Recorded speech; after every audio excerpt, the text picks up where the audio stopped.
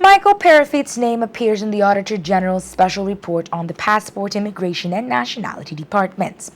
In her report, Auditor General Dorothy Bradley noted that Parafit made a recommendation for a passport when he had no legal power to do so.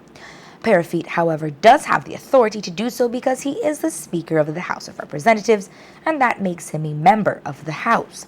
Parafit has taken great offense from the publication because he believes that the statement will tarnish his reputation. And with that, he had asked for an apology from Bradley, but that request was ignored, and so Parafit sought legal action. The parties appeared in front of Chief Justice Kenneth Benjamin, who stood down the matter until November 10th. According to Parafit's attorney Marilyn Williams, her client is seeking to have his name cleared. Not much really happened in court because several of us got involved in this matter at a rather late stage in the proceedings.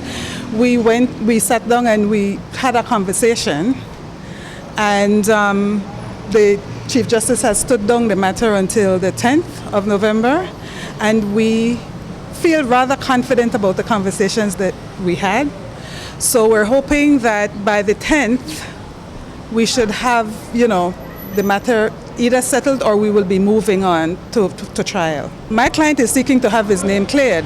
Our position, and I really don't like to discuss matters that are before the court, so all I can say to you based on documents that have been filed is that my client is concerned that there is a potential damage to his reputation based on an error on a point of law.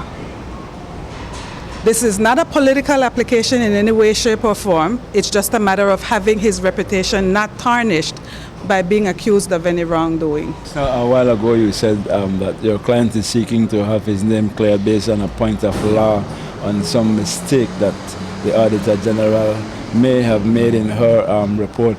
Can you elaborate on that, what that mistake was, and who determined that it was a mistake in terms of the law? Again, I will say to you, I am very hesitant about discussing a matter that is before the court. It is disrespectful to not only the court, but to all the parties.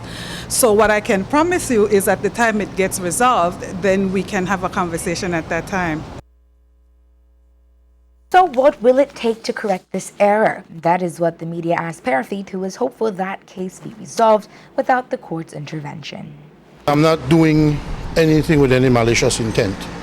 There was something said about me in a very important report, and I can't let that falsehood go unchallenged. I mean, if something has been said about me that's not correct, and it has serious implications, then I have to take steps to try and correct it. So that's all I'm doing here. I'm not trying to score any points or send any message or anything like that.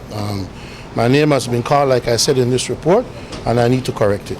For that error to be corrected, it would require a reprint of those books for your name not to appear in there anymore? In my opinion, no. I don't think it would have to be reprinted. In my opinion, I think it would require a very simple fix. But like I said, I don't want to prejudice the very good discussions we had with the Auditor General and her attorneys on the possibility of resolving this matter so that the court doesn't have to make any pronouncements on it. That's my desire, that's my intention, that's my hope and expectation actually. As to the other statements made in the Auditor General's report, the Senate Special Select Committee is probing into them, and they are slated to begin their investigation on Wednesday, the 9th of November.